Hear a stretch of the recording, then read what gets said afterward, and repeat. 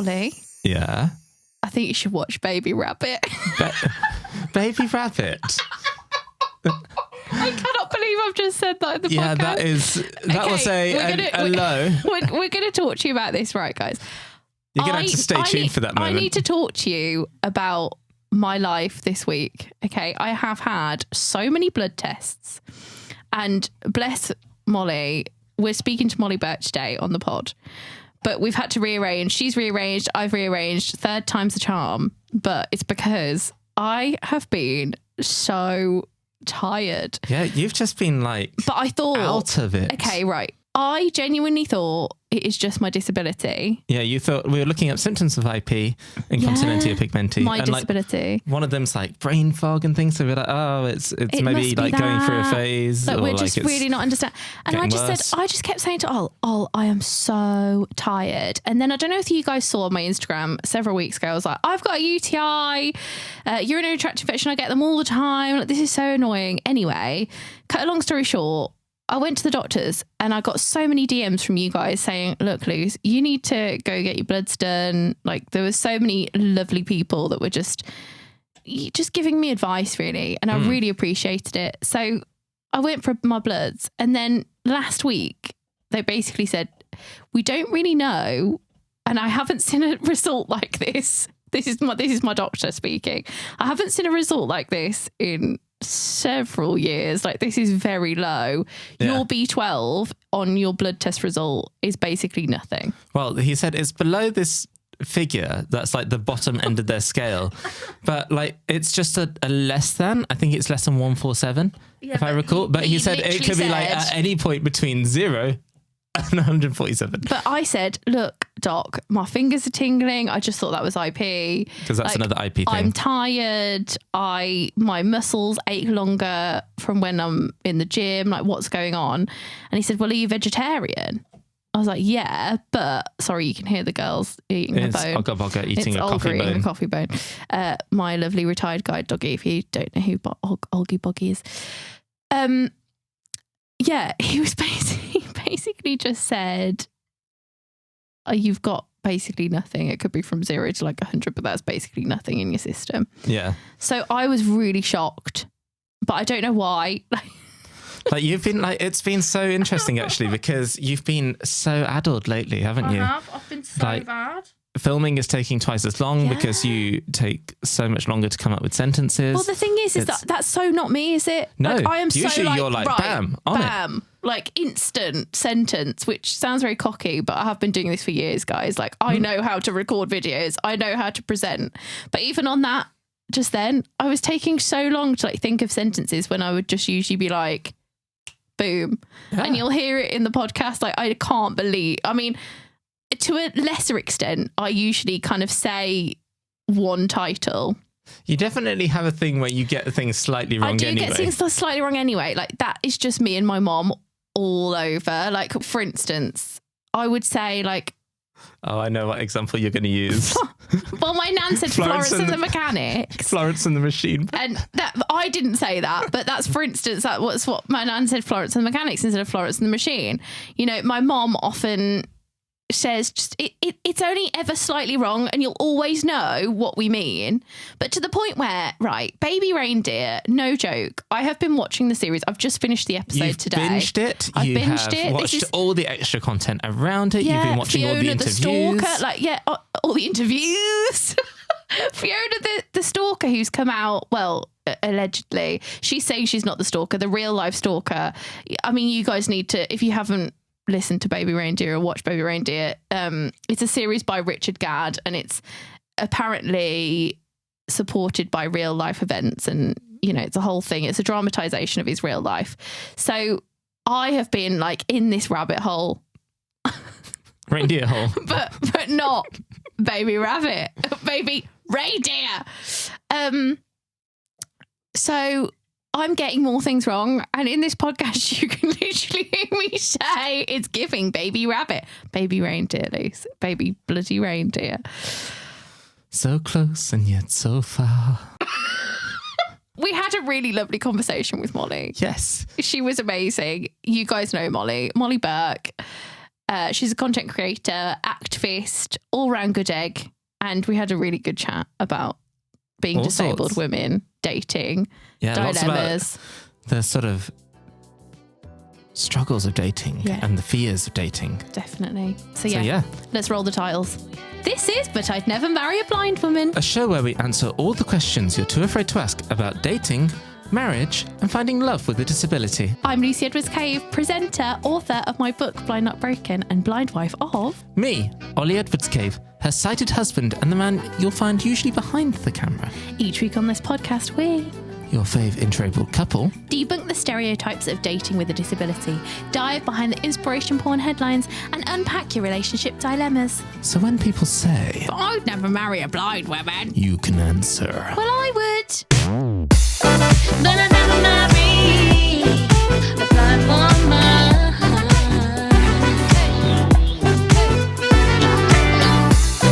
But I'd never marry a blind woman.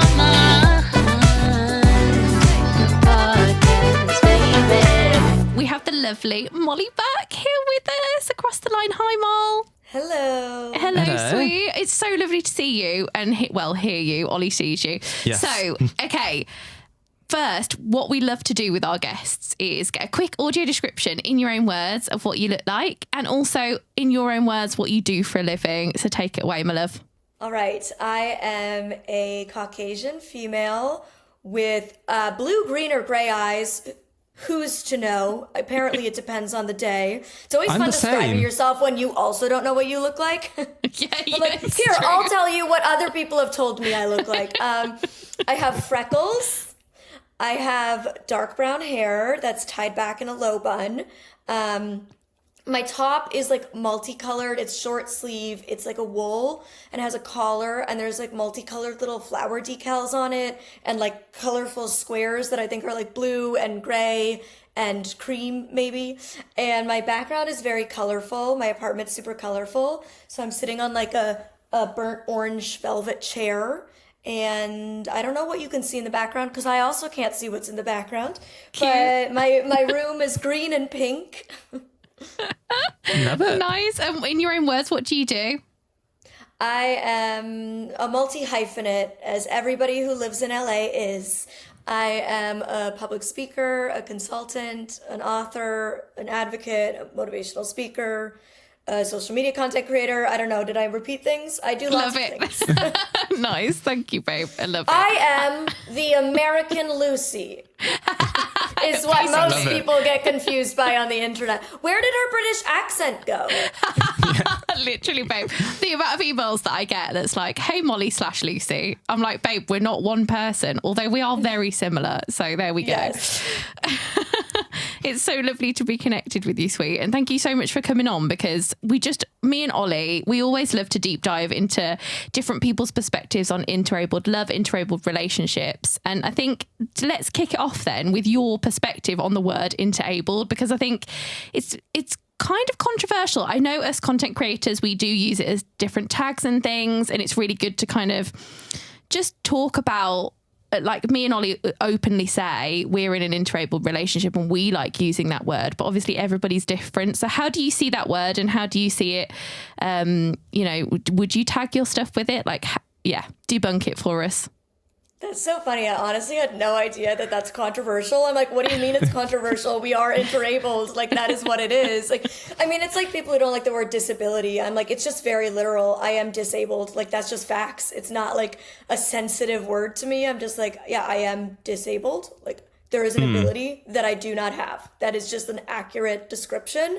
And it's not offensive because I'm proud to be disabled. And so it's like, yeah, my partner is sighted and I am blind. We are interabled. That is just factual. I don't see why that's, I don't know. That's interesting to me. This is news to me. Literally. Well, the only reason I say it is I've said it on a few times on this podcast that one of my besties at the BBC, he wrote an article several years ago now with Shane and Hannah, Squirmy and Grubs, who have their own YouTube channel, who we're hoping to interview too. They're so sweet. And they were basically, when it was posted on Twitter, now X, Alex Taylor, the journalist on it, was saying to me, oh my gosh, I got so much backlash, Luce. Like, I didn't really know that I was going to get a torrent of like people basically saying like, I hate the word, like, why is it a word? And they went in on him. I actually don't think it's in the dictionary though, is it? I imagine it probably is now. I guess for you, Mol, like, how would you say that you started kind of documenting your relationship online? Because I know that when we both started YouTube, you had a lovely boyfriend and you're very open with your audience about how you talk about your relationships, although I think in a very lovely way that you don't give too much up because of self-preservation. Like, we all need that as content creators. But yeah, talk me through what you're comfy with about your kind of dating history and also about dating apps, because me and Ol know nothing about it. Yeah, we've been together since we were 16. So it's like, woo, goes over our head. Yeah, no, I totally get. I started dating when I was 14. I had my first boyfriend, and when I was 20, I was in another relationship, and that's when like dating apps came out, like, well, we were in a long-term relationship. So then when we broke up, I was like, oh my God, there's a whole new way to date that didn't exist when I entered this relationship. It was like very interesting exploring dating apps for the first time. At this point with my current relationship, I'm pretty private about it. Yeah. I haven't been in the past, which is why I am now. Yeah. I like learned from past experiences where I was just like an open book, and I was like, you know what? That's a boundary that I would like to build for the next time. So I've been with my current partner for almost a year and a half now, and my followers, unless they're my Patreon members, the Patreons get all the tea, but the rest of my followers, they don't know his name, they don't know his job. They basically just know that I have a boyfriend and I'm very happy with him, and that's the extent of it. And it's just nice having this, when you're a lifestyle content creator, the line between life and work is so blurry that it's nice to have this distinct part of my life that is mine, and protects the peace of my relationship, protects my partner, who has not chosen to be a content creator in the public eye for a living.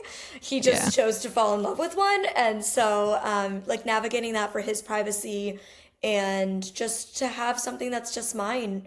And it will come out, you know, like inevitably, slowly more and more will come out. Like, we're together all the time, you know, so now he's starting to help film more of my content. You can hear him talking in the background of my Instagram reels and TikToks and stuff.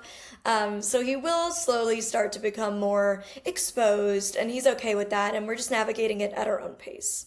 I love that. But also knowing you BTS, like behind the scenes for a few years now, you're glowing with the way you talk about him, just like privately as well. I just wanted to say that in a public forum, because I think it's so cute when people, I don't know, talk to me about the way Ollie affects me. And I don't know, I think as blind women, we fight so hard to just work on ourselves. But then not only that, like, I think we're debunking so many stereotypes all of the time. And like, I don't know, what do you feel, having been on the internet for so long, that is the most common questions you get about being a blind person within a relationship when you put out those videos?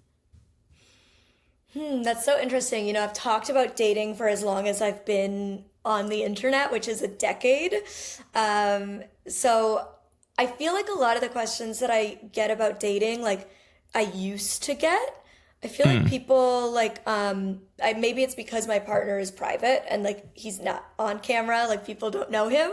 A lot of people I feel like don't even know I have a boyfriend, you know, like unless they happen to like click on a video where I mention my boyfriend. I feel like my average follower like might not even know I'm in a relationship because I've kept it so on the DL. Like they don't even know how we met. It's like that secret. Cute. Like it's so cute. I feel like a lot of people don't bother asking questions because if they know I have a boyfriend, they know I'm not talking about it. And and then the rest just don't even know I have a boyfriend.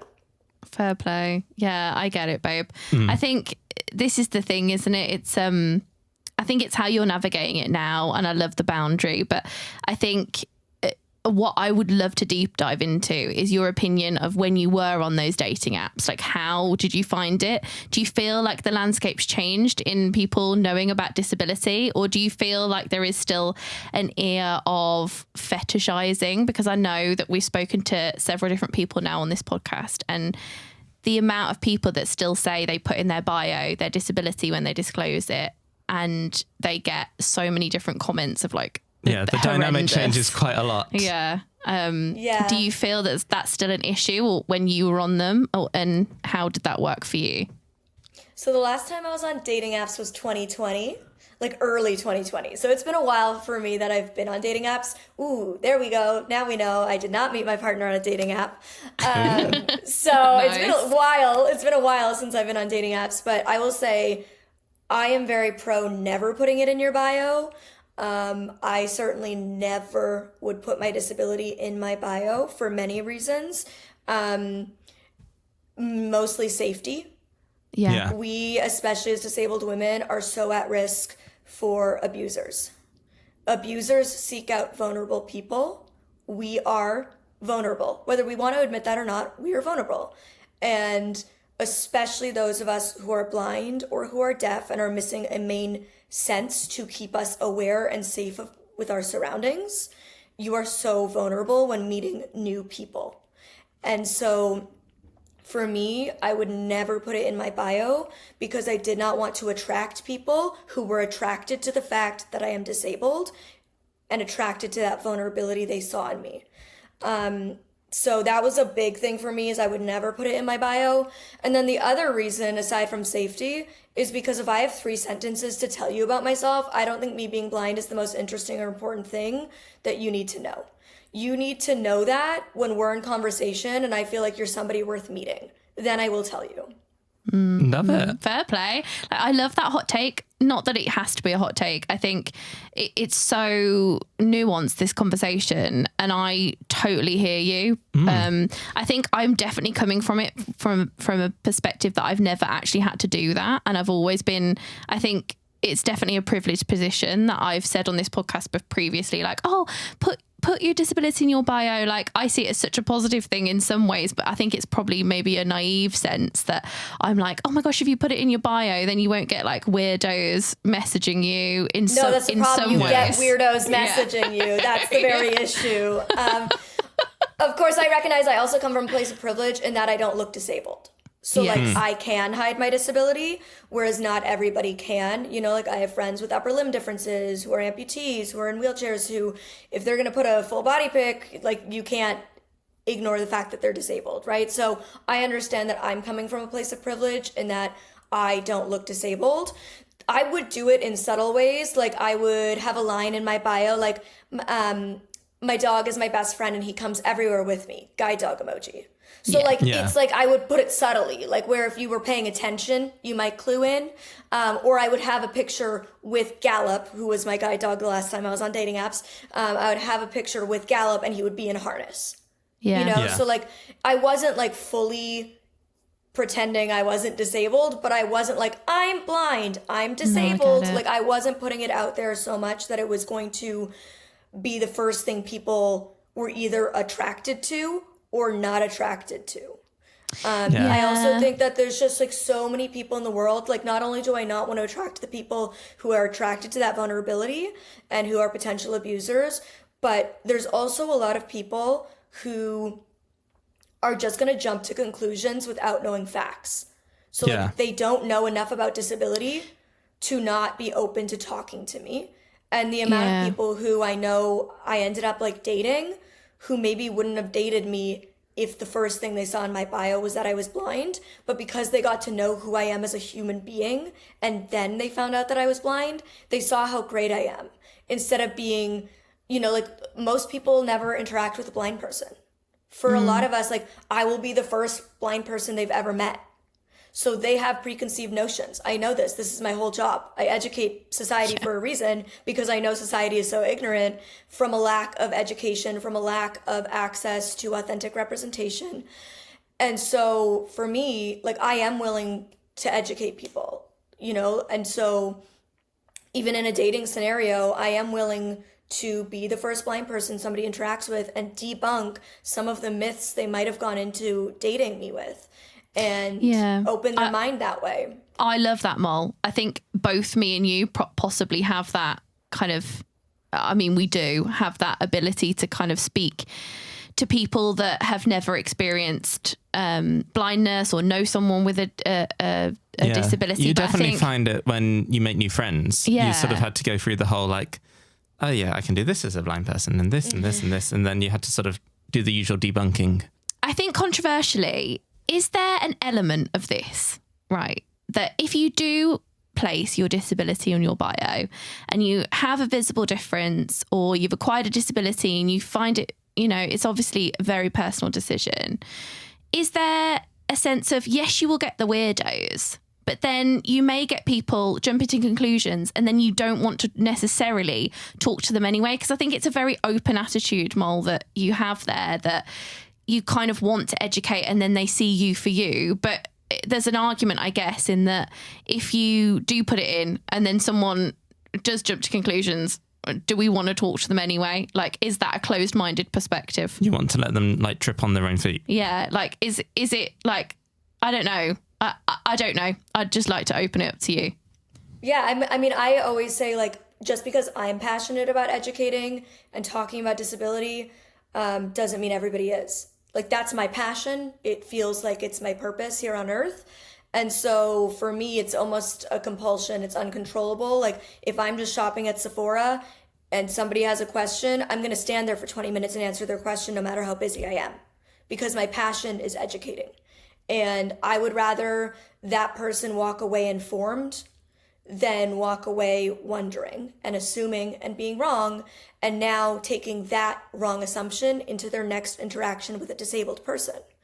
And so it is, but that's me. That's who I am. That's not every disabled person, and it shouldn't be. So I think it's nuanced and it's different for everybody, and each person needs to make their own decision. Like, I definitely do feel like disability is an asshole filter, right? It weeds out jerks. Like, it just does. There's going to be certain people, no matter how much I educate them, who still don't want to date me. Yeah. And great, I don't want to date you either. Yeah. Like, you're not get my rid person. of them. Bye. Right? You're not my person. And that's fine. So I think that there's certain people that like are never going to want to date me. But even if I was sighted, there's certain people who are never going to want to date me. Right? Nobody's for everybody. So I kind of, when I was on dating apps, like, I gave myself the best chance I could to meet and match with the most amount of people. And as much as I would have liked to believe that the right person for me was going to be woke right away, they might not be, right? Yeah. Like, they might not be, and that's okay. And everybody starts somewhere. I totally agree, babe. I'm here with you. The one question that has always been on my mind, because I've never been on them, from blind girl to blind girl, how accessible are they with a screen reader? Like, do you shout out any particular one? And how was like the photo situation? Like, who did you get to audio describe? Because I'd probably get like my sister Ali to do that, and she'd probably have some hot takes. I love her. This is pre-AI, isn't it? Yeah. So how were you doing that? Well, again, I haven't been on since 2020, so I'm sure things have changed. For me, Tinder and Facebook dating were the two most screen reader accessible. Were they perfect? No, but they were the most screen reader accessible. So like Bumble was completely inaccessible for me at the time. So I wanted to use like Bumble and Hinge and stuff, but it was not for me. We found that when they reached out to us to do the Bumble Best Friend. Yeah. And I was just like, babe, I can't do this. We couldn't get past the load screen. Yeah. Yes. No, I actually, this is so funny. I spoke at an event in March of 2020, like right before lockdown hit. And I was on a panel. It was a women empowerment event. And it was for International Women's Day, and Bumble was the sponsor of my panel, and I roasted them. Like, on stage, I just, like, went in. I was like, everybody here should be using Tinder because they're more inclusive and accessible, and you can't say you're a female empowerment app unless you're inclusive to everybody, to every female identifying person. And I just went in, and everybody, like... like clapping and cheering, and like Bumble's just sitting in the front row, like tail between their legs. And I said to them, I was like, look, I'm calling you out for not being accessible. Come talk to me. Like, let's figure out how this doesn't have to be the case moving forward. So it's good to hear they have not changed at all. Fair play. Yes, they may have changed. Like, we tested this last year, so maybe they've got on board. I don't know. We would like to hope. I think they're just relaunching a new version of Bumble, is what I've heard. Yes, they've turned off the female women approach first. Oh, have they? Yeah. Interesting. Maybe we need, honestly, guys, anyone who is listening to this podcast and uses a screen reader and Bumble, please let us know. I think that's amazing that you can stand up in front of all of those people, because I know when, I guess, you start in our industry, it's possibly really daunting to have those, like, what seems like hot takes in front of everybody, but really it's just a conversation that you're opening up. Like, how do you find... How did you get the confidence, I guess? Everyone always asks me this in my DMs, like, how are you so confident? Like, I don't know how, like, to disclose my disability, and just on disclosure, like, how did you gain that confidence? Like, I know it's really hard to just say in probably like a few sentences, but talk to me about how you've gained your confidence over the years with dating in particular. I think you have to have enough good experiences that outweigh the bad ones. And that's like for me in everything in life. Like, I have medical phobia, but like if I have a few good experiences with a medical procedure, I am now going to go in way less phobic. You know, like if I have a few good experiences with kind nurses and doctors who make me feel comfortable and heard and seen, I go into the next time way less scared. And so I feel like with everything in life, you just need like enough positive experiences to know that the positive experiences are possible. And I feel very fortunate that my first relationship when I was 14, 15 years old was with just a really wonderful man, or I guess boy at the time, teenager, who made sure that like when I went into the next relationship that was not positive, I knew that there was good people out there, and that this negative experience was not the norm.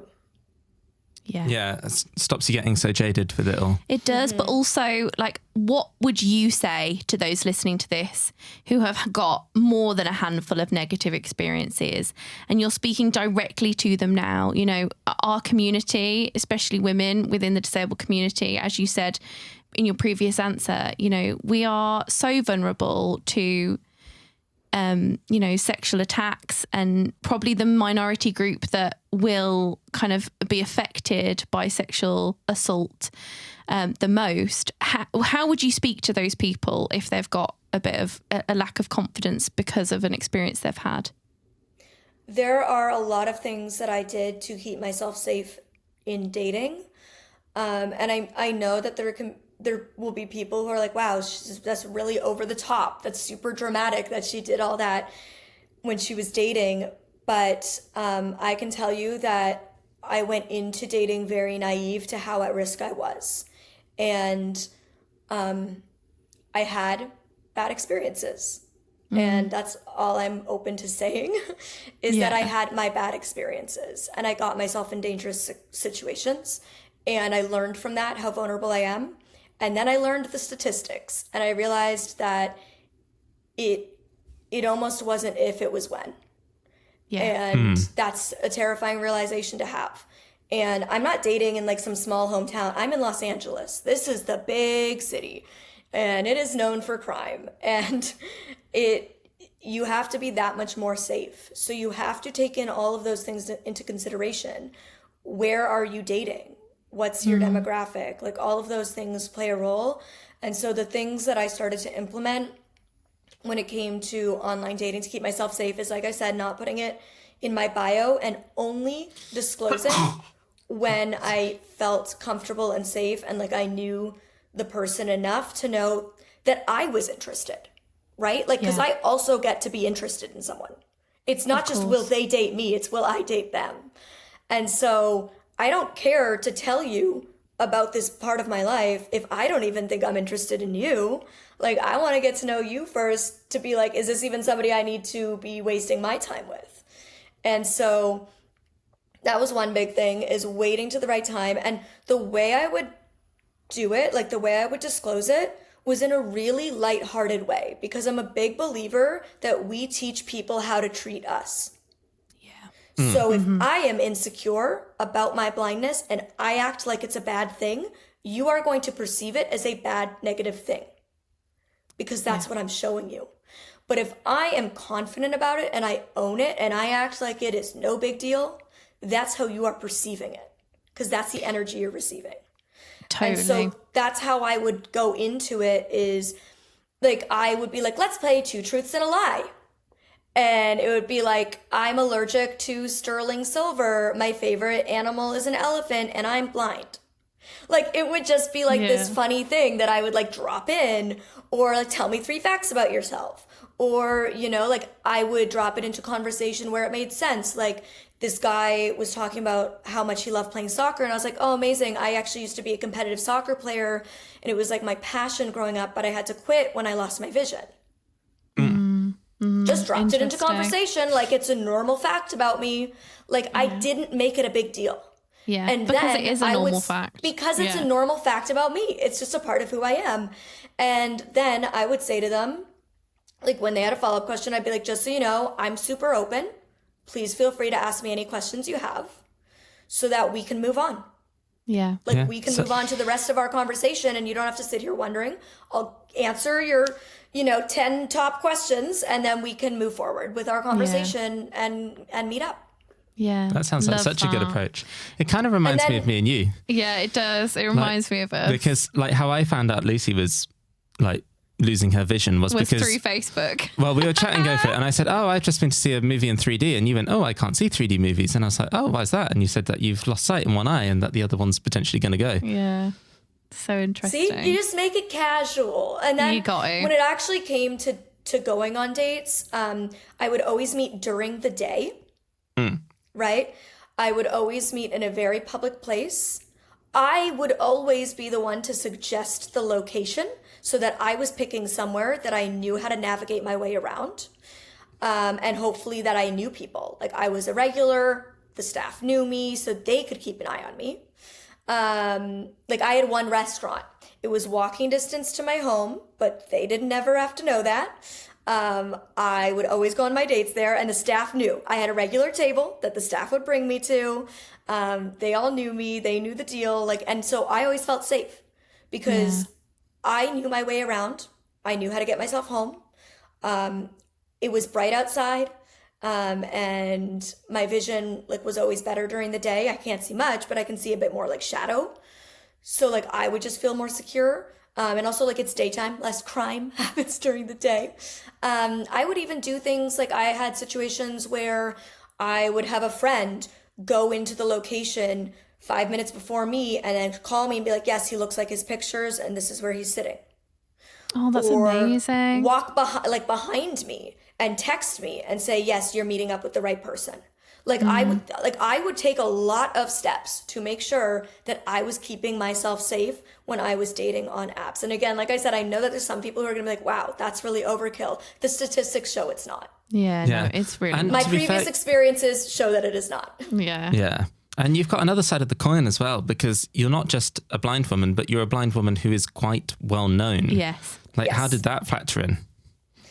Yeah, it was weird. Like, I definitely had a few times where followers, like, saw me on dates and would come up and be like, oh my God, you're Molly Burke. Can I get a picture? And I'd be like on a first date with this guy and I'd be like, yeah, sure. Like, it was like such a weird thing. But yeah, that was also definitely a huge factor for me because I always felt like I didn't want to date somebody who like knew everything about me. Yeah, who was like a super fan. Yeah. Like Can you imagine fan. Like, oh my gosh, I've liked all your images on Instagram. And yeah, it's ick a little bit. Sorry. Yeah. It's like a weird dynamic. Like I've obviously I've always been open to dating somebody who knew who I was because like at a certain point, like it's unavoidable. It's like, impossible, babe. It's impossible. Like if you're on the internet, a video's probably popped up at some point, you know, exactly. like especially back in the day, like in 2019 and 2020, and I was on every major YouTuber's channel, you know, like aside from just my videos, the videos that I am in on other people's channels have billions of views collectively. Yeah. So like if you're on the internet, you've maybe seen my face. And so I've never been against like dating somebody who's known of me. Yeah. It's just like I never wanted to date like a super fan to the point where they were able to curate themselves to be who they knew I would want. Yeah, I get it. If that makes sense. No, I'm totally. Oh, with I you, know babe. Molly's favorite food is sushi. My favorite food is sushi too. I'll suggest. You know, how like, convenient! How convenient is that? Like just curating themselves to be somebody they knew I would fall for. That was always my fear. And I'm a true crime girly. Like I'm a true crime junkie. I love me a little con man story. So I feel like I'm so suspicious of people, you know? It gave me a bit of Baby Rabbit. It like giving Baby Rabbit Baby a little reindeer? bit. That's it, Baby Oh Reindeer. my God. Baby Rabbit? Are you my 65-year-old aunt? Like Baby Rabbit? That is so funny. That was such a like older woman trying to be cool and hip. Can I say something? That's like you being like, oh my God, that Bamble app? You know that Tinder Bamble app? Can I say one thing though? I have literally just finished the episode today. You can just so tell that I literally have no B12 in my body. But yeah, that was such an OAP thing to do. Oh my gosh. Ollie's like, Lou, you always have these moments where you almost get it right, but really wrong. Oh, dear Lord. So close.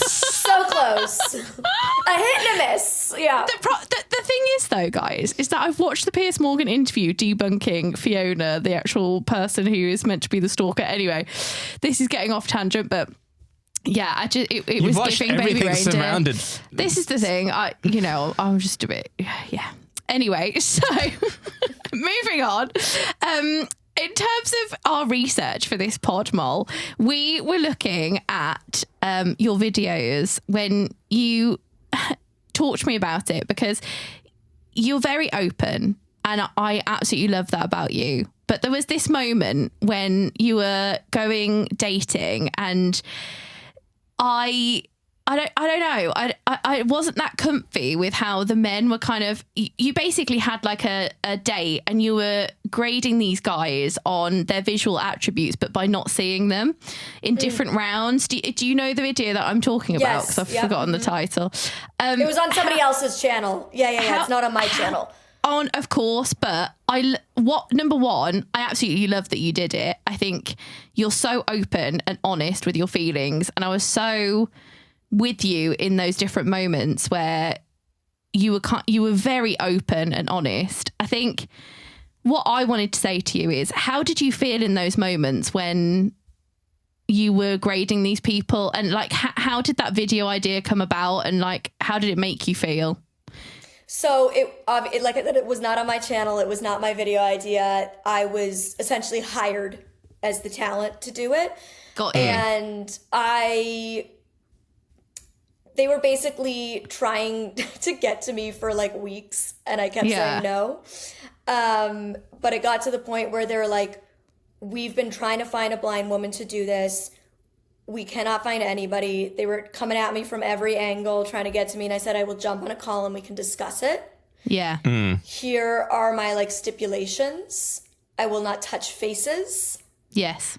And you guys need to understand that, like, I'm not going to be the blind person you want me to be. Yeah. Like, and that was essentially my choice I had to make, is would I rather be the blind person they pick and work with them and I do it the way I think it needs to be done?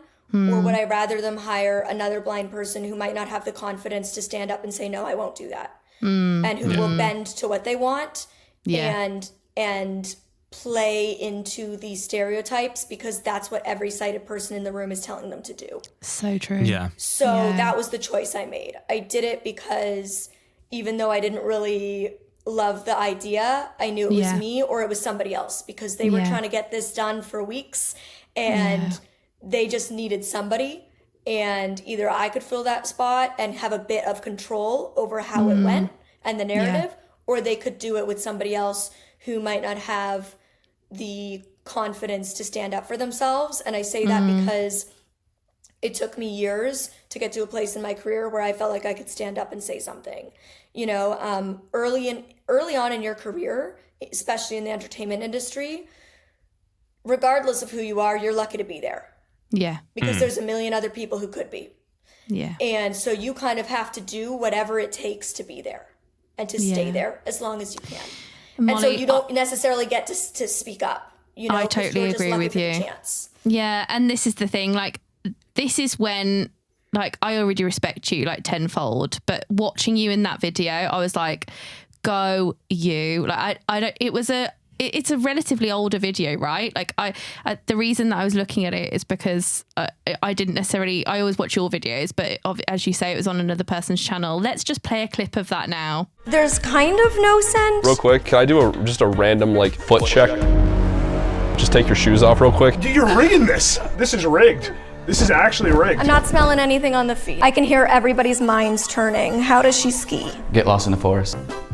She's just staring into the abyss right now. She just cannot see anything. I think they wanted to control the narrative in that I hate the way that I guess the mainstream media does still portray us as wanting to fill faces, no matter how many videos we do on these different topics. Like, when do you feel like we are going to break through as disabled women? Like, we educate people every single day with the videos that we do. Do you ever feel like there's going to be a point when there's not these kind of inspiration porn headlines and videos made about us dating and us kind of seen as like people to feel sorry for, or people who are not seen as sexual? Like, how do you feel about that? Unfortunately, it feels like we need mainstream media on our side, because they're the ones who keep perpetuating and they're the ones who keep harming our community.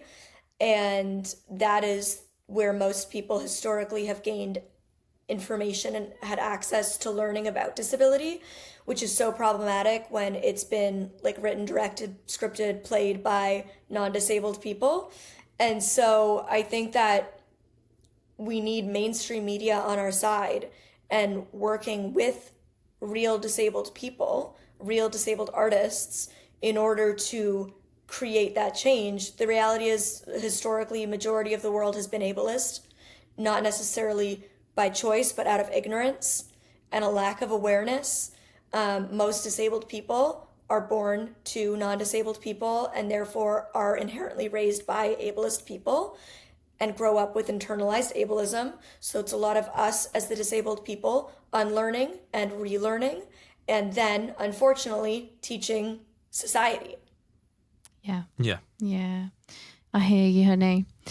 Well, I absolutely adore this combo. I think we're going to go into the second part of our podcast now, where we have a Am I the A-hole from Reddit? And we're going to talk to the lovely people about it. Am I the arsehole for not allowing my friend to bring her service animal, brackets guide dog, to my wedding? Yes. Yeah. You don't have to go on, Ollie. We're done. That's it. Yes. The answer is yes. Yeah, no, that's it. That's all I have to hear. Literally, it's what is the nuance here? Let's see what this nuanced take is, this hot take. It is a bit like eye roll. And weirdly, they're our age as well. So I, 28 female, will be getting married in September. I have a blind friend who mostly relies on her guide dog. The dog obviously has access rights to all places. Yeah. Now, I am in a sticky situation and I can sense that I will be the arsehole. Well, good self-awareness there. Good sensing. So, I have 3 chronic illnesses that I take 23 pills a day for. Severe asthma, and you guessed it, an extremely severe dog allergy. Usually when I meet my friend, we meet in the open and I take 2 allergy pills. However, because of all the other medication, I take these pills, make me extremely drowsy to the point where I'm officially not allowed to drive, and I usually crash as soon as I get home from our get-togethers. Our wedding will be very intimate, i.e., we will be put in relatively small rooms. I feel horrible about this, but I don't think I can let my friend bring her dog. It just wouldn't work. I talked about it with my fiancé and some friends.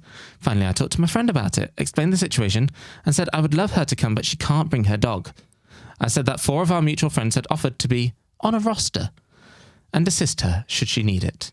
Alternatively, if she's not comfortable with this, she could bring a person of her choosing to the wedding, or I'd pay for a professional aid for the day. I think it's important to note that her dog is not for any additional issues like seizures or anything like that. Unfortunately, she was less than happy with my suggestions.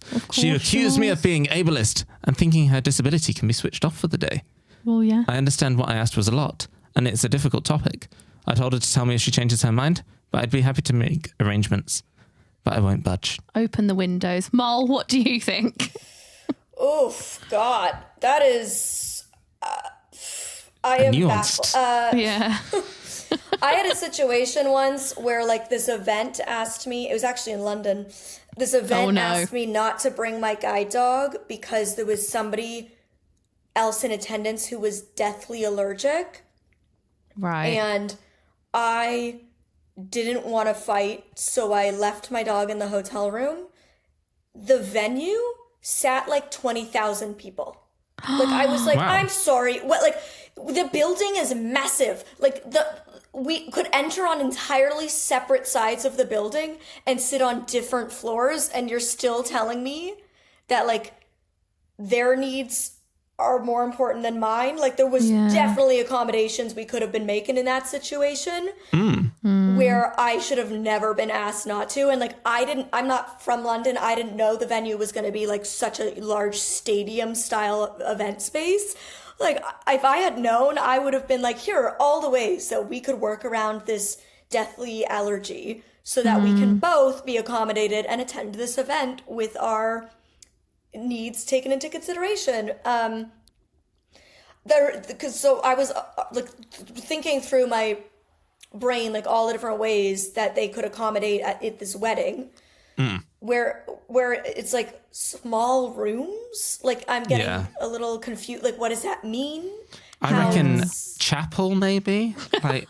Or like love that chapel. Registry office. No, I know, like small... but I think Mol's just saying like open the windows. I don't know. Like I'm trying to figure out like what is and like to what point does your allergy get triggered? Is it being what proximity to the I don't know. I'm trying to figure out like everybody's so different. You know, like what is when is it triggered? And is there a way that like your friend could be sat the furthest from where you are within the venue? I don't know. I'm trying to think of how can we make sure both people are taken into consideration. I agree. And also, I think if she is your busy friend, there is some sort of way to approach this in that you don't need to initially just say, oh, well, I've made up my mind and I'm really sorry the dog can't come, you know, your gorgeous dog can't come to my wedding. I know it's like your left arm and it's your mobility aid and all these different things, but, you know, it's a no from me. Wasn't there a discussion or a conversation before this that was like... That's what I was going to... It's like... It should have been a conversation, like not with your friends and fiance that aren't her, but with her. Like come to me as the disabled person so we can work through this together instead of having conversations with all these non-disabled people about how to accommodate and help me. And then it gives me the power and ownership to say, I'll leave my guide dog at home. Exactly. But when also, you're telling me I can't, that's like very different. Yeah. And she may have like jumped the gun. It may have been that the friend wasn't going to bring the guide dog at all because like if you're going to a wedding, often there's loud music. Yeah. So we often opt to leave Molly at home when it comes to weddings. Well, they always leave me at home when they go to weddings, and it's so frustrating because I want to go with them. She got to come to ours. Sorry, Mol. It still amuses me that my guide dog has your name, but I know, it's in a so very lovely funny. way. But and you know my middle name is Lucy. No, what? I'm Molly Jean Lucy Burke. I actually didn't know that, but that is insane. That is so cool. Just we are so intertwined in so many different ways. But you met Molly. When Molly met Molly, she's just such a cutie pie, isn't she? Yeah. She's so little compared to my big fluff monster. I hope they get to meet one day. I know, so it's so cute. I agree with you, Mol. I think there's definitely a question beforehand. There is definitely communication, and it's often with these dilemmas, isn't it, all that we have these conversations and we're like, but you just needed to communicate, babe, and it would have all been okay. Yeah. It's conversation. Like, give the ownership to the disabled person. Don't make decisions for the disabled person. Yeah. And also, like, you need to be prepared that your friend might say, then I'm not going to come to the wedding. You know, like, it's a conversation, and you both get to make a decision, and you both have autonomy. Yeah, I totally agree. And how did you feel just in that example that you made, leaving your doggy in a hotel room? Like, how does that make you feel? Because I've done that a few times. And for me, I'm just like, I put an air tag on Miss Moles, and I'm always like checking and updating like where she is. Like, yeah, how do you feel? I mean, it feels like a piece of you is missing, you know? Like, I feel like a shell of my own self. Like, it is a piece of me in so many ways. And I get that not every blind person feels that way about their guide dog, but I've been a guide dog user since I was 13. So I've been using a dog for 17 years. I have been using a dog for longer than I didn't. And so for me, it is literally a part of like my identity as a person, you know? So it's very hard when I don't have them. Yeah. And I was like so livid when I saw the size of the venue. I was like, are you kidding me? This could have been accommodated. I hate that it was London as well. Like, it's kind of ridiculous because, like, if a guide dog user had just came in as a guest, they would have probably just been let in because of the laws here. Well, yeah, this is the thing. Like, they've asked Molly not to bring her guide dog, but they would have just allowed a random stranger to bring a guide dog. Yeah, there's been so many taxi rides in London where, you know, they've not been able to show me their allergy certificate, but I've been refused. And I think it's just, I get that people have allergies, but there does needs to be nuanced conversation here. And I think if she's your busy mate, you need to understand that the guide dog is just, if I'm not holding that guide dog harness, like, I feel sick. So please let me have Miss Moles with me. Everybody with a dog phobia also has an allergy. Surprise. I know in this circumstance that's not the case, but I'm just thinking with the taxis and stuff, I'm always like, wow, it's amazing that you're fearing the dog, but somehow have an allergy as well. Or if they turn up in a very nice car, like if they turn up in like a Mercedes, suddenly they've got an allergy. Yeah. Or they tell me, have you got a blanket for her? I'm like, yeah, here you go. It's not big enough. I'm like, what do you mean it's not big enough? Like, it's in my handbag. Like, what do you expect? Yeah, and also it's about the hair. It's like, well, I brush her and she's vaccinated. Like, I don't know what you want from me. Like, she is my eyes. Yeah, it's very nuanced, but also I can tell you story after story where I've been refused. And also, I remember this one time, do you remember, Ol, when I was coming back from law school and they locked me in the car and then sang loads of prayers at me and said, because I'm disabled and I'm a woman, I need to be prayed for until I get out of the car. And I was like, no, I need to leave right now. And Ollie then knocked on the door like, hello, can you let my girlfriend out of the car? Yeah, that was but I was so scared. That was scary. That's when I had myself. I would feel so unsafe and uncomfortable. That's like one of those situations where I would feel vulnerable. Back to vulnerability. Like, I would feel very vulnerable in that situation because I cannot see their facial expressions. I cannot see their body language. I cannot see all of these things that give you an indication of their intention. And, you know, I would feel so unsafe. And obviously, like, everything that I've shared about my dating history and the steps that I would take, like, I'm not saying that I'm right and that, like, everybody needs to do those things, right? Like, if you prefer to put in your bio that you're blind or that you're disabled, like, go off. That works for you. I'm happy for you. It wasn't something that made me feel comfortable or safe, so I chose not to do it. And I encourage people to try that if it feels right for them. Like, I think everybody's entitled to make their own choice of what's right for them. And so if there's aspects of putting it in your bio that feel right for you, put it in your bio. If that doesn't work, try not putting it in. Like, it's an experimentation. That's what dating is like trial and error. Some things are going to work for some people and not for others. So, well, I'm highly opinionated and passionate. I am not by any means, like, just because I speak with conviction about the things that I do and believe, doesn't mean that I'm saying I'm correct and people should do it that way. No, same, babe. And I think it's hard sometimes with the internet, isn't it? Because they can be like, Molly said that, Lucy said that, I just don't agree. And I'm glad that we're kind of stating the nuance there, because it really is just such a personal decision. And thank you so much for taking the time to talk to us about your experiences, because I think people are going to get a lot from this video and just understand a bit more about blind dating. And just thank you so much, honey, for being so understanding and answering our dilemmas. And where can people find you? Because I think if you haven't seen Molly's work, I mean, I don't know how you haven't, but if you you're need to go following and check me, her out. you need to check her out. And what is next for you, babe? Like, what's coming up that you can talk about? Because I know that you were talking that there is some updates regarding your boyf soon.